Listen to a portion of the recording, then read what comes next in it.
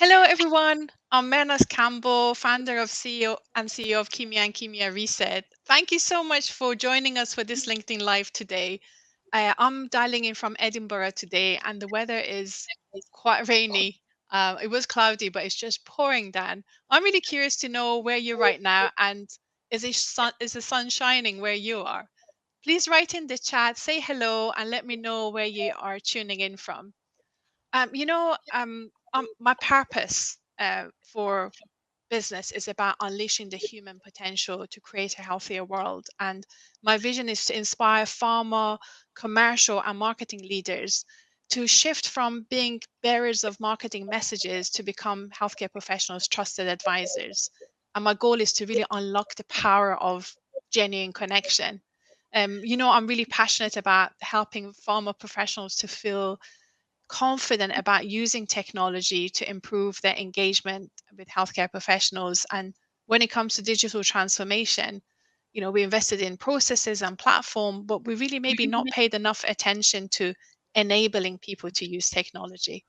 And because I'm so curious about this, I want to explore this topic. I've been interviewing inspiring pharma leaders and inviting them to come to join our this LinkedIn Live to share their expertise so I can learn from them and give them a platform so they can share their perspective. And I'm really, really excited because I've got Emma Vitalini here with me. Hi, Emma. How are you? Hi, Mehrnaz. Great, thank you. And I'm joining you from Switzerland, where it's a bit drizzly. So also grey day and not seasonal for my liking. Yeah, I mean, it's May. It's the weather is quite unpredictable. We could have sunshine 1 minute and then the rain will be pouring. I think the benefit is we get really green gardens and we can't cut the Absolutely. grass because it's so wet, right? Absolutely. Yeah, yeah. So, let me tell you a little bit about Emma and how we met. Emma has a super background. She's experienced in biotech, both from a regional and global perspective. And Emma has 20 years of experience in medical affairs, both on medcom agency side and biotech side. I kind of like see you've got, Emma, so many superpowers, and one of them is your focus on and attention on the strategic build and deployment of new evolving technologies. Like, if people are scared of technology, you're not one of them. You're kind of like grabbing it with both your arms. And for those of you who don't know, Emma is currently holding a position as head of global medical digital strategy at Amgen. But beyond work, she's a super mom of three. She's an active charity fundraiser, and she is in pursuit of supporting people with mental health. And she takes a lot of physical challenges herself. You just completed the London Marathon, didn't you, a few weeks ago? Yeah, yeah, I did. Yeah, it was a big, wonderful experience. Just purely, so it was my 14th marathon, so not my first, Wow. but I would say it was probably the most memorable and most impressive, just from the atmosphere, the generosity of the supporters all day standing there, really helping you through those hard moments, and Mhm. also supplying you with gummy bears and everything on the way. So it was fantastic. London was very special. Yeah, I can relate to that. I did London Marathon years ago. It was really tough because it was a really hot day, but the support of the crowd is incredible. I think it's like you keeping this mental game in your head all the time when you're running a marathon. But when people are cheering on for you in those hard moments, it really keeps you going. So I'm glad Londoners like had your back on that day. Definitely, definitely. So Emma's other superpower is she's incredible talented in terms of continuous education. She's completed multiple certificates with some reputable, universities, Harvard Medical School and MIT, in areas of digital transformation, generative AI, blockchain technologies, and advanced analytics. So if you've got any difficult techie questions, you've got a pure expert sitting here with us today. And if that's not enough, Emma's currently completing a master's in psychology with Harvard Extension School. So I really love the way that you thinking about the technology and embracing it, but you're also thinking about the people and culture that is needed to make it work. Mhm. So, Emma, I was just scratching my head to trying to think how we met. You were at Next Farmer last year, weren't you? You were presenting. No, it was I was there a couple of years ago, so I was Oh, we I missed wasn't each other, there right? last year. Yeah, I think it was maybe the year before that we first met. Yeah. Yeah. Mhm. I know when I really properly met you, I think we were in Barcelona.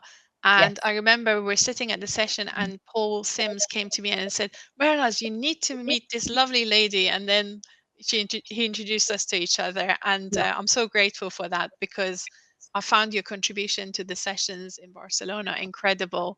And I'm so glad I met you. And here we are having a I chat and know. Yeah. conversation, right?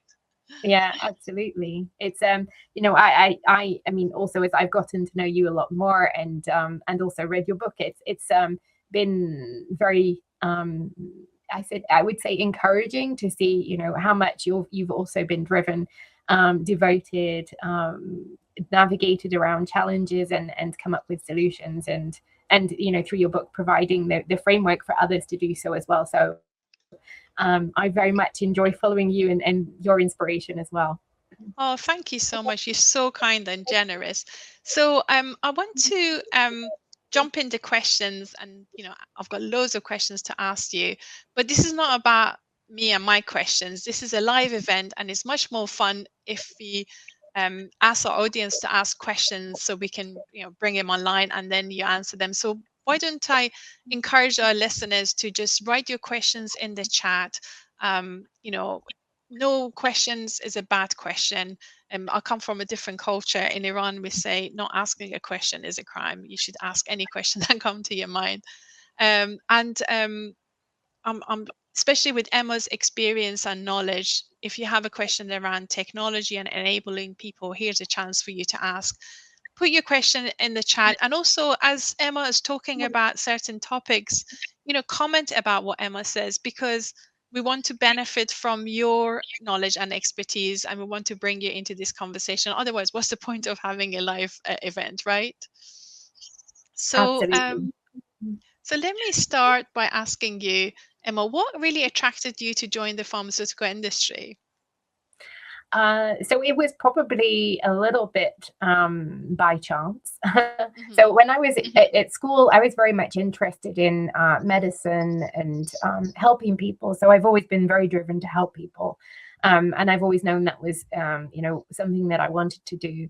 But I equally enjoy very much the arts. I enjoy English language, literature, writing, anything from poetry to music and so on. So I always had a sort of variety of interests. And then, as I was studying, I actually suffered, interestingly, very sort of debilitating migraines during my exam period. So I didn't manage to achieve as well as I'd hoped. So although I'd been sort of given a conditional option for to study medicine, I didn't get the grades that I needed. So then I ended up going through the clearing process in the UK and studying biomedical sciences, which I thoroughly enjoyed. It gave me a very broad understanding of some of the basic, diagnostics, physiology, biochemistry, everything that was a great foundation.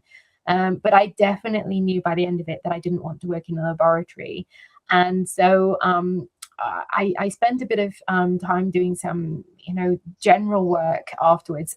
Some of it actually for a technology company. So that's also been a kind of marriage that I've had throughout. Also throughout my university career, I worked for a technology company during my holidays. So I kind of built that in parallel. And then I went out to work in Biarritz for a while and enjoyed the beach life. And then I thought, okay, I need to come back and be a little bit more serious and focused in a career. And that's when I sort of started to look at what was available to me, sort of aware of my strengths and my my passions for communication and writing.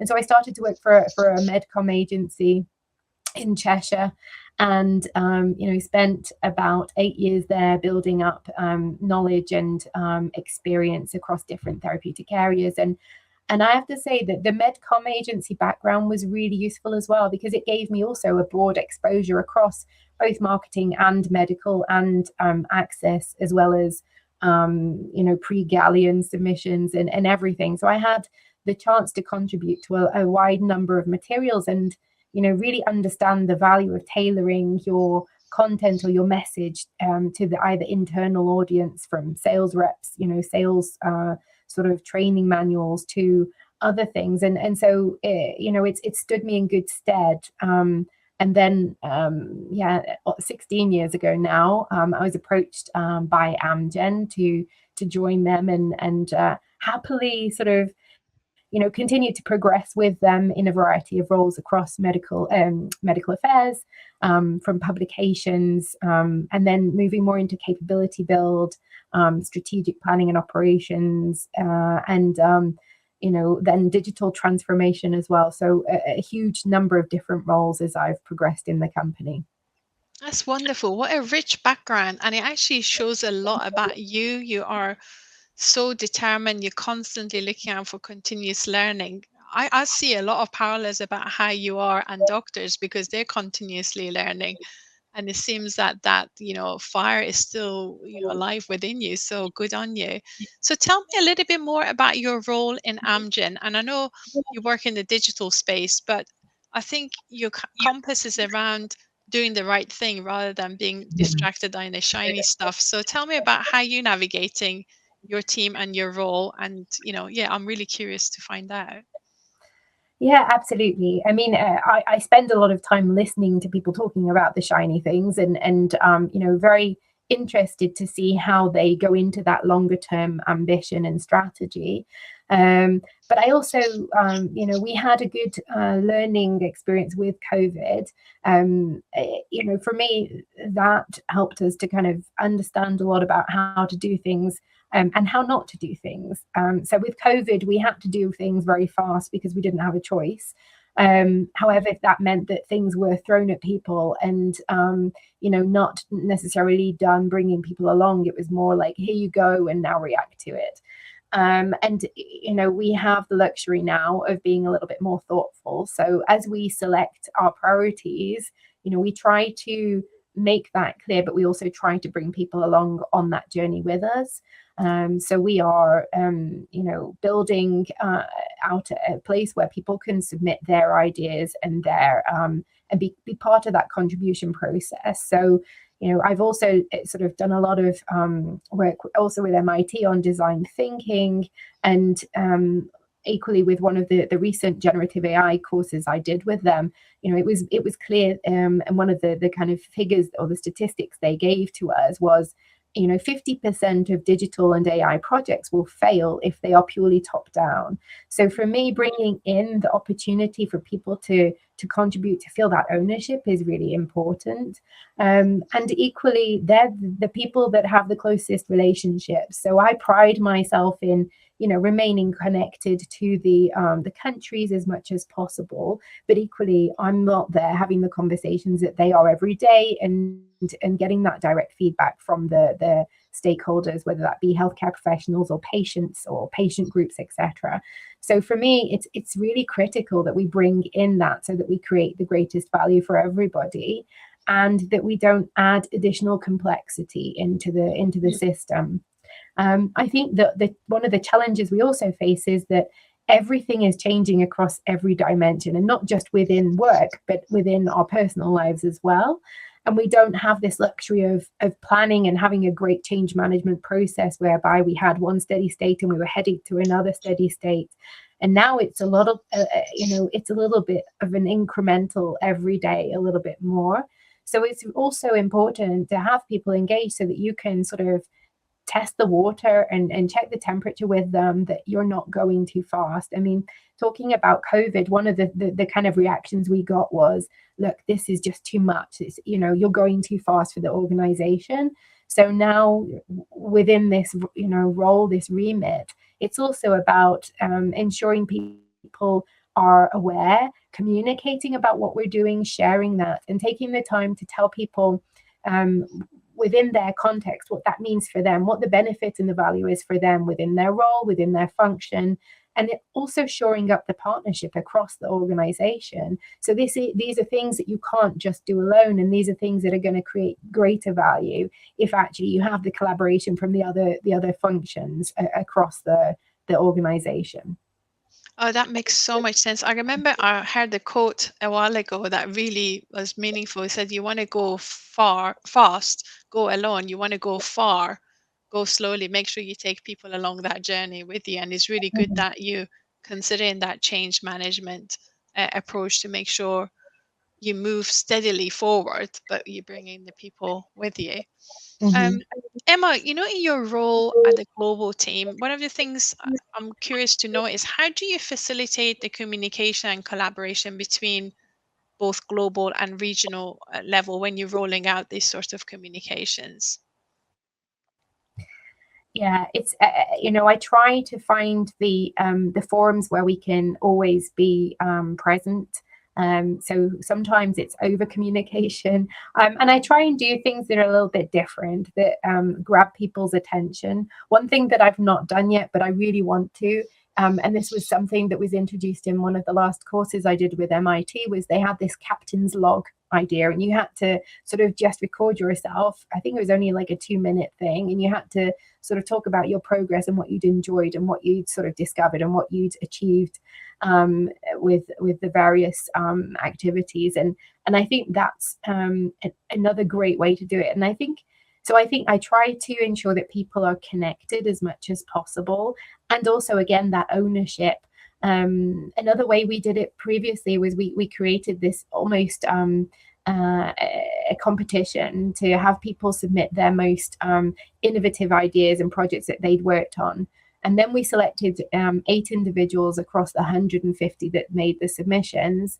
And then we gave them the opportunity to help us brainstorm on what they felt the priorities should be. And we landed on 4 different stakeholders. One was maybe physicians, one was maybe patients, one was maybe societies, and I forget the fourth now. And then we sort of matched them up with an agile coach that they then got to build out their idea and also learn the sort of agile processes at the same time. And then we use them almost as kind of the poster children across not only their country but within the organization to inspire others, and again then sort of helped people to see the framework. So I think it's really you can achieve more through others and through that influence and giving other people the stage. So it's not you can sort of then create that greater wave of effect. So it's really by getting enough people energized. I think a lot of people have seen that first follower concept in on YouTube, where there's someone dancing in a crazy dance, and then all it takes is that first person to join, and then it becomes this movement and it becomes cool. And so that's what I'm always looking for, is how to help people also feel the ownership. You need to do it with that clear vision, and we have that in our leadership, which is great. We have this clear North Star that we've been given. We know where we're tracking to, and we've laid out, look, these are the priorities that we need to work on and focus on in order to get there. We give people the framework in how we can execute on those, but then it's also about giving them the creativity to come up with the ideas. Mhm. I love that you created that opportunity for them to experience and also having a coach that can help them test their idea. It's fascinating because it doesn't matter whether the idea is effective or not. Just going through that journey, you're going to learn a lot. And people talking about sharing failures because we learn more about our failures than things that works first time. And it was really funny you mentioned that video. I was at Aston Business School last week as part of this course I'm doing with Goldman Sachs, and they played that video, the man dancing weird. And everybody was sitting watching it. I stood up and started doing a weird dance, and everybody was looking at me. They were not joining in. And then the lecturer, the cohort lecturer, came and joined me. We started dancing, but then, like at the end, there were like 35 people in the room, but only 5 of them stood up to dance. And I think that's again tells about the culture. People are hesitant to do, they want to watch. Did you find that as well when you rolled this out, that people are still like a bit like don't want to make a fool of themselves, make a mistake, they just want to step back and see what happens when others do it? It's true, and it's interesting, and into my sort of psychology interest is that psychology of risk taking, and at that optimum level of when is your optimum level in your career, in your life, that you're a risk taker. Is it often before you have a family or other commitments that you have to take care of, or is it also before you really get to a high executive level? Because once you get there, you don't want to kind of fall off. So I almost think I'm almost in this perfect playground right now where I feel, I do feel empowered, but I feel also supported. And we collaborate, as you mentioned, to go fast. Actually, to go fast, you need to partner very closely with your enabling functions. And what I'm finding is really exciting is that they're all on board in how do we embrace this new world, and how do we, do the right thing always, but how do we, make the technology or the opportunity work in a way that's, compliant and, adhering to regulations, respecting privacy, taking into consideration ethics, etc. But technological advances can actually enable us to be more compliant these days. So, whereas before you may have wanted to give everybody all of the information they wanted in a website, and you have the problem with it's not reactive. Now you have things like chatbots, where if you can, go through the process of validation and ensuring that they're working correctly, they can actually be the sort of front line for giving that information, the same as you would have wanted to give before, but you couldn't. So the technology sort of helps us to, ensure that we are compliant as we move forwards as well. Yeah. Do you know, Emma, I often think maybe it's a cultural thing because in Middle East, as I said, asking question is actually encouraged. Um, as in Britain, we say like, I don't say anything like, and just like Unless you've got listen. something nice to say. Yeah. Yeah. I've got Gassan on in this chat. It's really lovely to have you here joining us from Riyadh. I was going to ask Gassan, maybe you share on the chat what do you think is a culture where you are in Middle East, because other people are more risk taking. Because what I find is even adoption of technology, like some countries in Europe, Spanish people are more forward in adoption. And when I'm looking at the Cross Health report, looking at US, UK, and APAC region, the adoption of technology by HCPs in APAC is much higher, but the gap between what they want and what pharma's delivering is also bigger as well. I think as an industry, maybe we're a little bit conservative, but I'm just curious to hear from Hassan and if you think there's a cultural element to this risk-taking approach as well. I think there is, and I agree with you in terms of Spain. So some of the best collaborators we have had have also been, with sort of Spanish roots and offices, and I do see that there is, it's the marriage of the kind of creativity and the Latin flair as well, I would say, and they've really, things like the kind of Barcelona Supercomputer Center and their collaboration with the EU CanCan that's started to really lay a basis for how people can share information and data in a fair way, and in a way that allows people to access different data sources via API. So you don't have to go through the whole concerns about, well, we've got to have this sort of data agreement in place and you can't have my data and where do the results go. It's just like you're able to query data sets from different institutions around the world, and then you can work obviously within the collaboration, but you can form your own ideas and your hypotheses from that. And I think I see a lot of that solution coming. Interestingly, with India as well, like now I was watching the other day about the Indian elections and how much they're embracing deep fake. But actually, even the candidates are embracing deep fake. And one of the candidates has a deep fake video from his dead father endorsing his candidacy. And I think it's interesting. And I see that, it's seen the ability to do some of the technology in India is also incredible. And I think, in some cases, it's people are driven because they can see that it can change their lives. It can give them a different quality of life. And so I think, yeah, it's probably driven a little bit by that, opportunity to change your life and to do something different. Yeah, Mm. definitely. So I'm just you know, see you constantly in pursuit of education. You're really passionate about it. I'm just really nosy to find out. Um, yeah, I want you to elaborate. What kind of like, why do you think expanding your knowledge base is so important? Because you do it. Nobody like drives you. You drive yourself forward to do it. And Mm. what is it that like puts that fire in your belly to keep going? So I have to give the credit to a former manager who, I think it was in 2021, so just after COVID, encouraged me to start pursuing different training with MIT. And she actually suggested to me to do something on design system matrices, which I would have never selected for myself. It would have been never something that I would have said, yes, that's what I want to do. I'm more interested in like the people, the transformation, this. And I think, though, she sort of said, yes, but, that's what everybody expects you to do something different. And I sat there and I actually realized the frameworks really interested me. And I started to talk to the professor. And there was also a component about Agile. And I'd been using Agile a lot in medical affairs, in non-traditional kind of non-product development ways.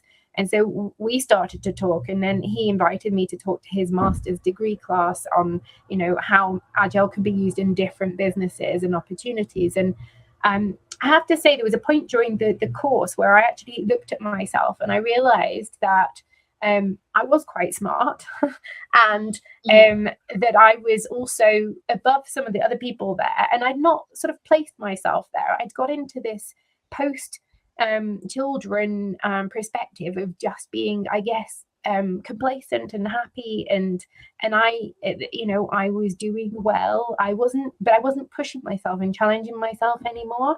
And once I realized that, then I just started to get this hunger by what's next. What do I want to look at next? And the more I do learn, obviously the more value I can bring to whatever I'm working on.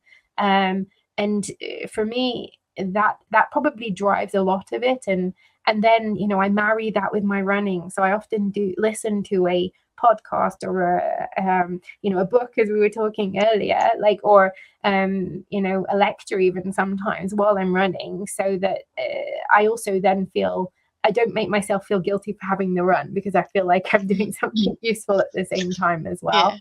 Yeah. So yes, it's really I just see that there is so much more I can do if I understand more, and it's just part of me now. Yeah.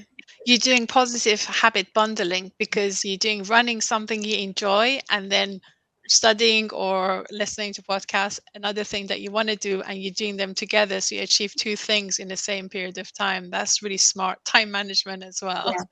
Yeah. Um, in your LinkedIn profile, you mentioned about that you're really comfortable in being constantly in a changing environment. Um, but we're actually talking to Caterina Santos, and she was saying, as a biologist, humans are not designed for change. We resist change because we just want to keep the status quo. But you're quite unusual that you actually embrace change. Um, and like, what are the recent changes do you think pharma is struggling to adapt right now? Um, Tell me about your thoughts on that. Yeah, it's I guess one thing that I think we need to get grips on is how we still come together and collaborate further. So one thing that I feel that we still need to figure out the way appropriately is to really bring the value in. So we still, I think we've gotten a lot better, and we're focusing more on, disease area rather than just a product. But we still sort of always tend to build solutions that pull people to us or require people to download a certain app. But then once they are no longer really partnering with us, then with either the product that we have, they have to then start this journey with someone else, and they then potentially lose that continuity of access to information or it just becomes overwhelming. I think, one of the things that stayed with me for a very long time, and I think this was actually, I heard at the next meeting when we first met, was a woman who was invited to give her perspective, or it was maybe Lode that talked about it. And this woman had a pediatric patient, and she had to use 7 apps to manage the disease for her child. And then she said, in the end, I don't use any of them.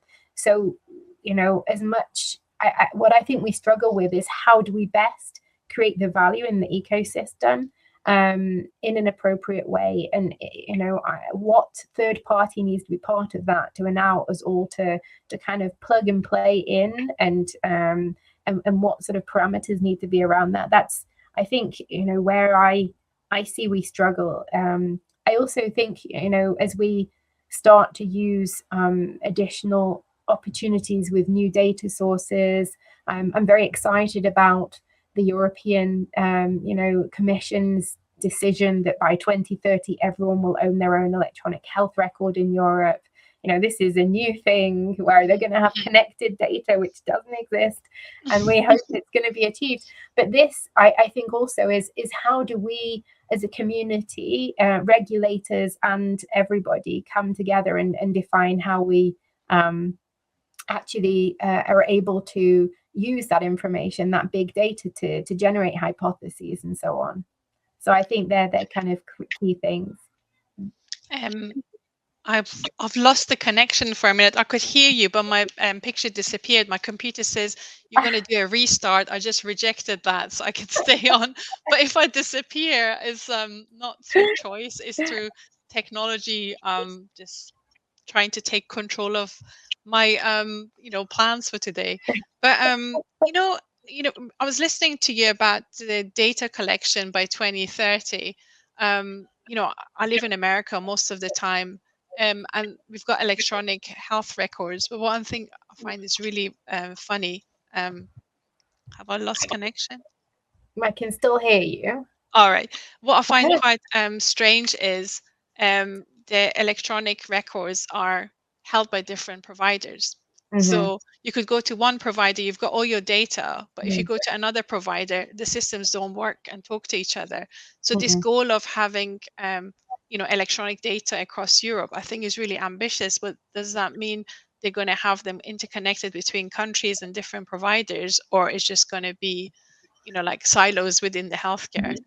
Yeah, I don't know. I would hope that we're tracking towards an ability where it can be, at least for research purposes, as agreed upon by, in a governing body, that it's available and collated. But yes, I would hope we're not in a situation like that. I know, again, technology helps us there a little bit. So you can get like a tap card where you can sort of transfer your information if they have a readable file sort of system that can ingest your data. But there are a lot of challenges, and then there's really good examples across the Nordics with their registries, and they you are part of those registries regardless, and I think that's great. So it's just finding the right balance, and certainly for the UK, I think it will be although not part of Europe, but I think they have a similar ambition. And right now, where they're still in the situation in some cases where someone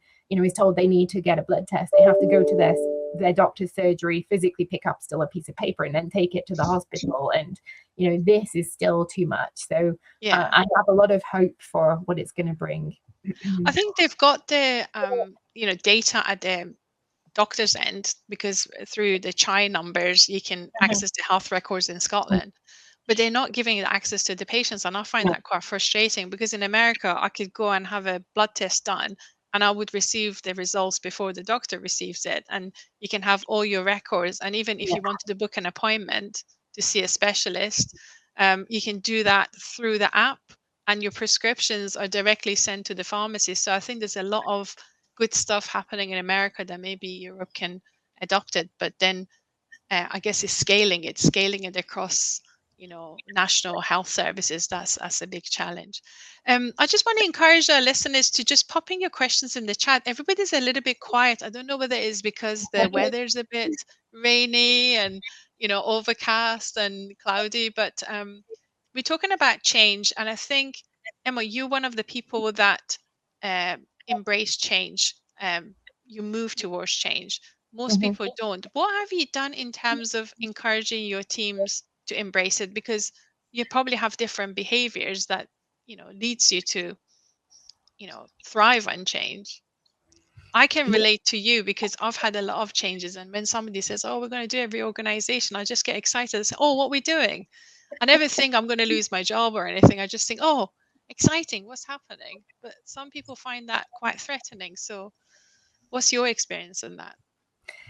absolutely. And I think, and I've been through a number of those sort of situations, and it's focusing on what you can control and what you can't, and you have to let go of the things that you can't. And I find that also a lot of the time in my everyday life. So I just don't let some things bother me. I just refuse. It's a waste of my energy and time. And, I have limited energy and time. So I try and conserve it. But as I, work with teams, it's about building up that resilience and finding ways to help people do that.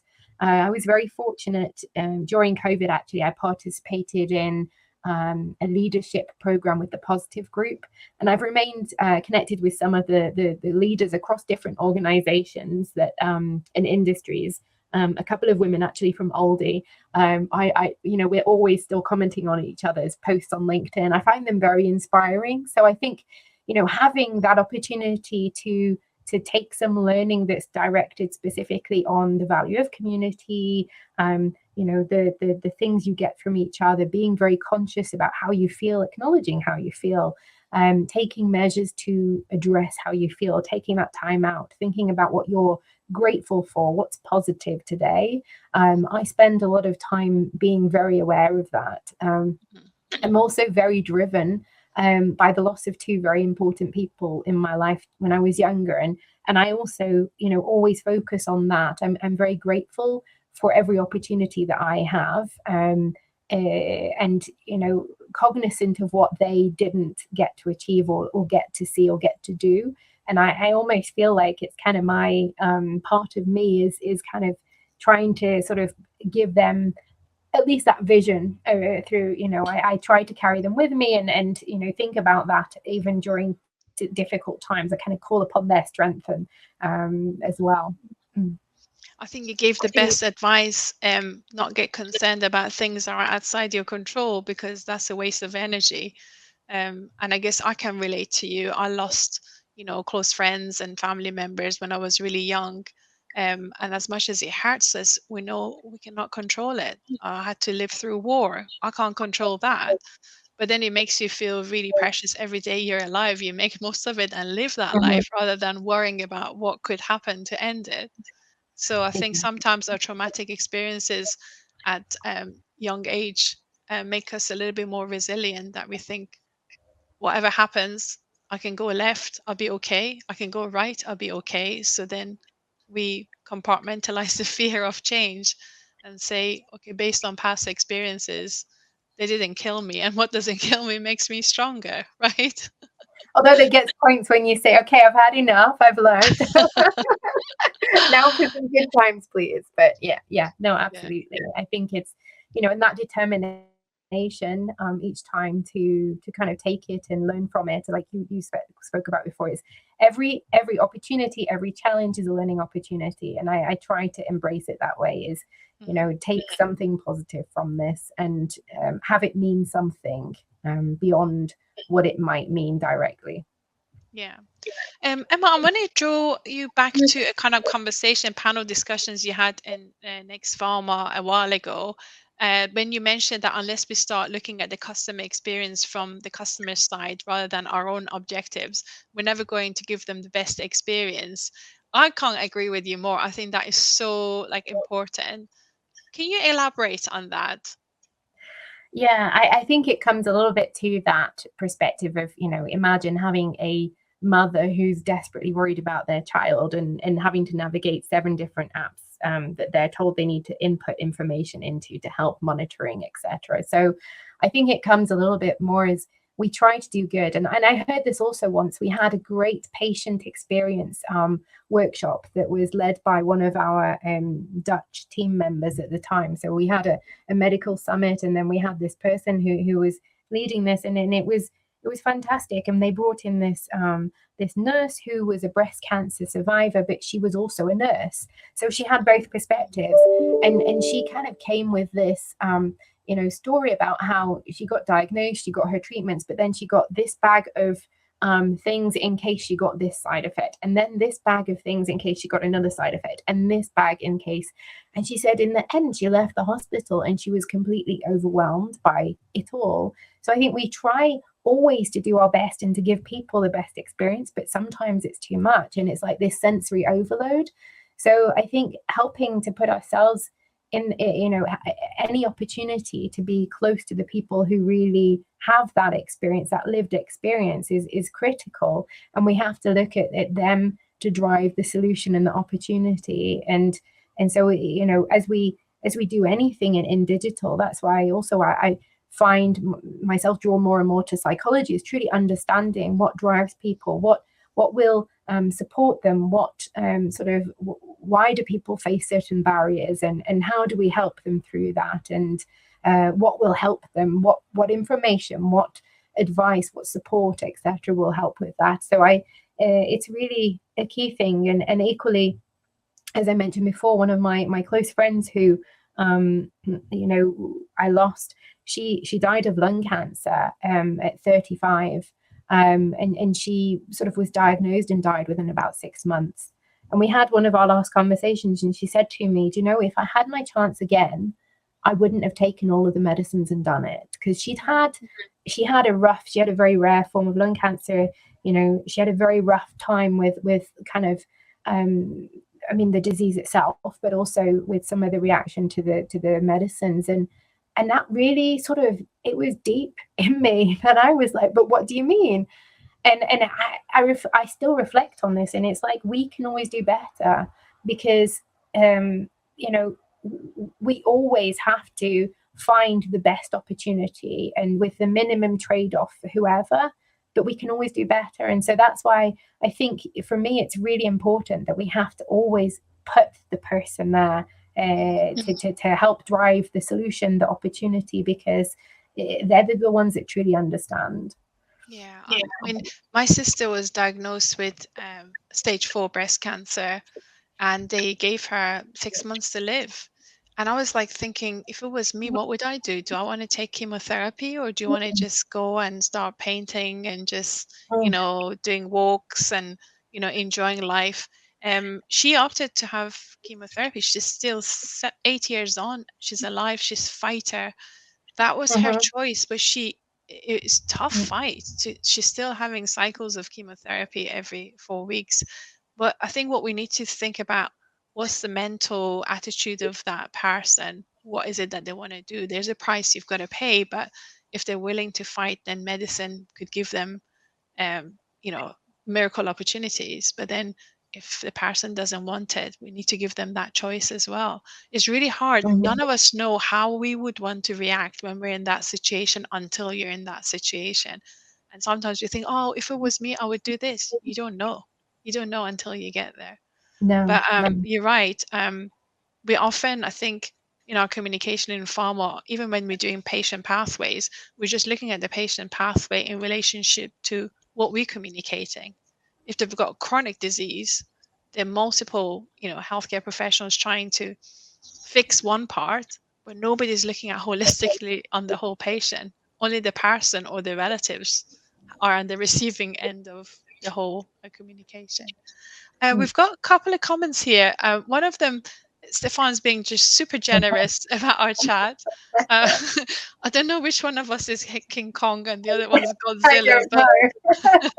thank you. And honestly, don't be shy. I was brought up in a culture that no question is a stupid question. And maybe that's why people think I'm really brave, always asking the question everybody else is thinking but dare to ask. But we also have a comment from Gassam. So there's a question for you, Emma. Are you putting in place any specific metrics to track the success of your digital transformation initiatives?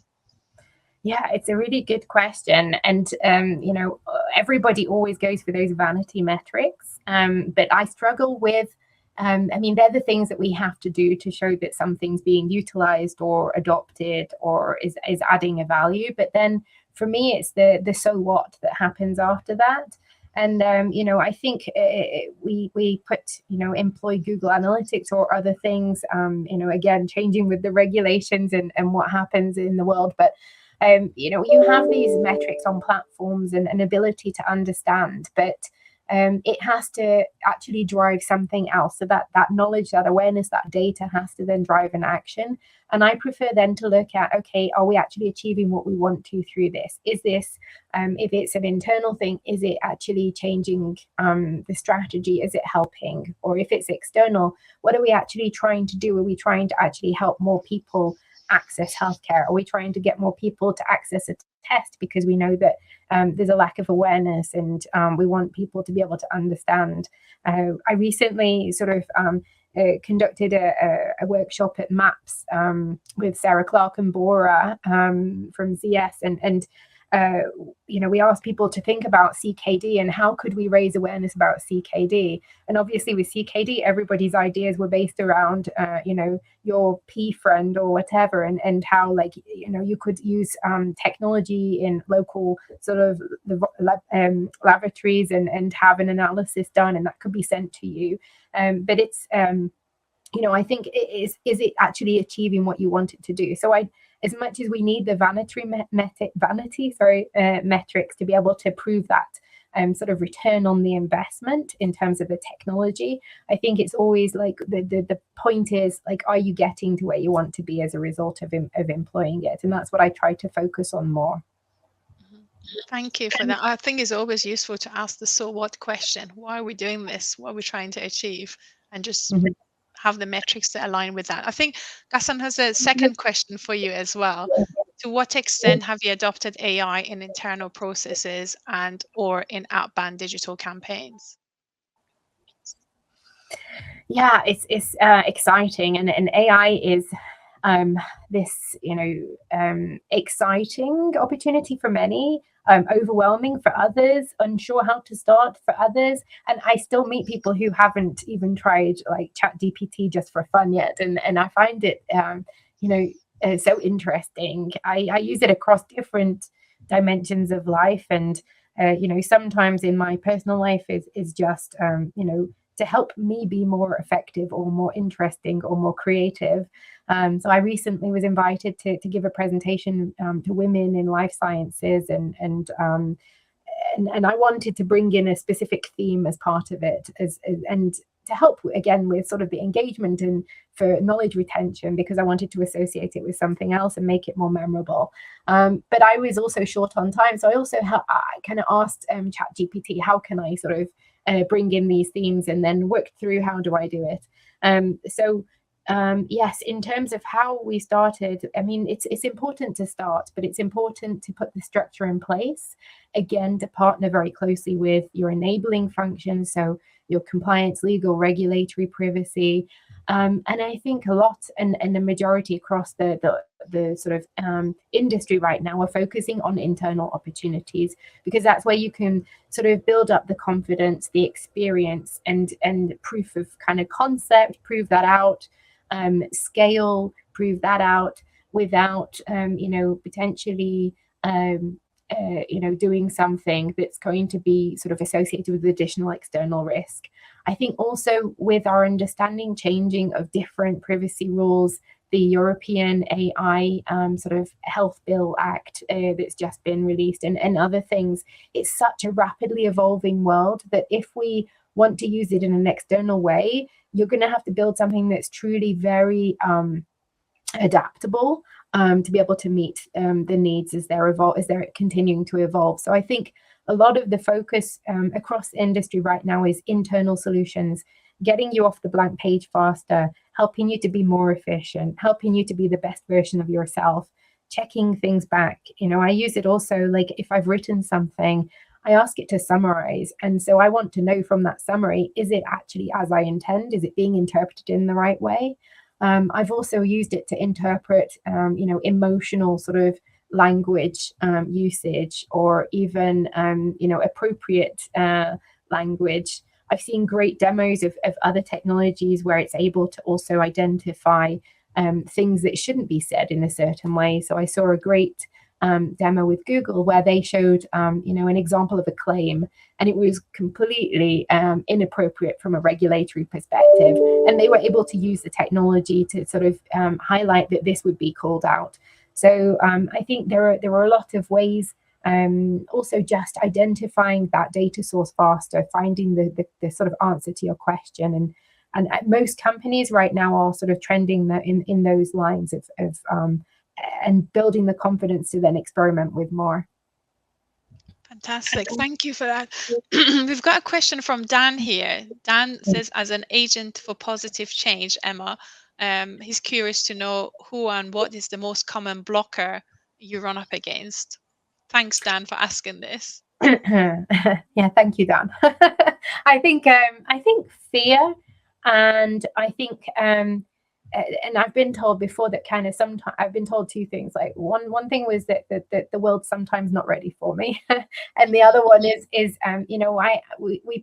built with one of my former colleagues, we built this great trend seeking tool, and it was we showed it to some colleagues, and the kind of initial feedback was, well, we only look at our strategy once a year, and maybe this is more something for corporate communications, and it's more than and so it's not appreciating necessarily when you're close to something, and when you're really involved, and you are very energized, you're focused on this is what excites you, and then you take it to somebody else. And I think sometimes it's that gut punch when you haven't, and in the end it's your kind of responsibility to ensure you're bringing it, that you've socialized it enough, that you've brought people on the journey with you, as we talked about before. And I think sometimes when you don't do that enough, and then you take it, so it's their fear, their lack of awareness. They feel threatened by potentially something, and when you haven't done enough yourself to prepare people for that change or that proposal that you're bringing. And so I think, again, it's just truly understanding behavior and how to do things well and thoughtfully for others. Yeah, thank you so much. Thank you. Emma, they say to live, to love, and to leave a legacy. If you're going to leave a legacy in pharma, what would that be for you? I think it's some of those things that I mentioned before is really the opportunity to really make a positive change in the ecosystem, truly create things of value. Brilliant. Thank you. Yeah. I think you're a force for good, Emma. You're a force for good. You really love helping people.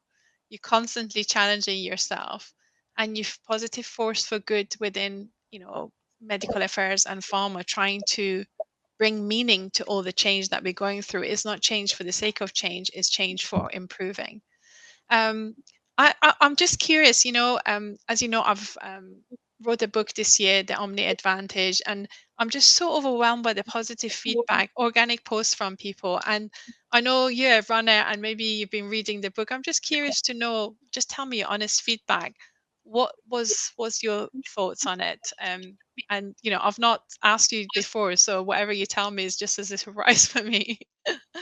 So yes, I really love the way that throughout you've broken it down with the little bolded text, where at least in the ebook, where you see that kind of like summary, the helpful just summary, take home messages, and I found it really useful. I think a lot of what you wrote about really resonates in terms of you yourself in how you'd implemented change, but you observed with others how when you just build something and throw it over the fence, it's really not going to create the value and the importance of these things.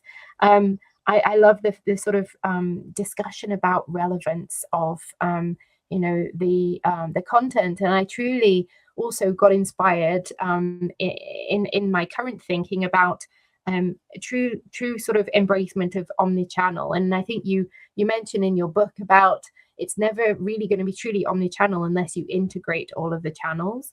And I think that we're still focused very much on how do we execute omnichannel within our function. And yes, we still need to get these things, basic foundations right.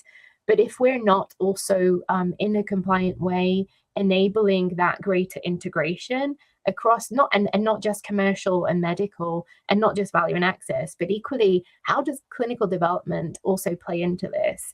Because they're also having channels of communication and sharing information. When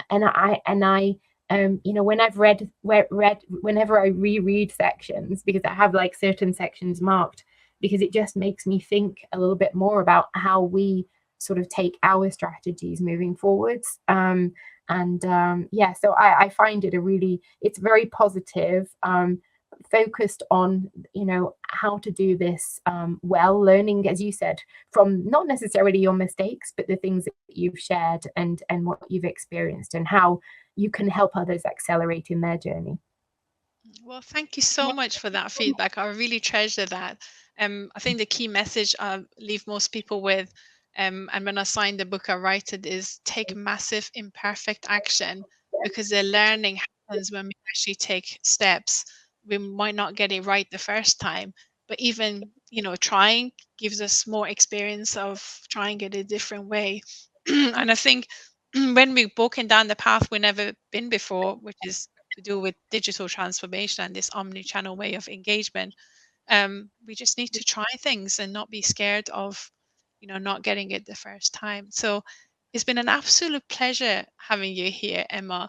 And I've learned so much from you. I can carry on talking to you for another hour, but I think my computer's tried to shut me down 3 times and I've resisted, just saying no, no way. I just want to say thank you to our audience who tuned in, the questions you shared. You really enriched us with your, questions, and, directed this conversation.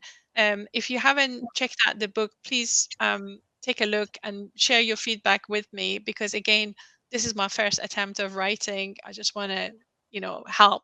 That was my purpose. I might not get it right the first time, but is in the pursuit of trying to unleash the human potential within pharma. We can just even learn through trying and sharing our knowledge. So, Emma, you were wonderful. Thank you for accepting my invitation to come here. And thank you for all of you who joined this conversation today. Thank you so much, everyone. And I'll see you in Thank our you. next episode.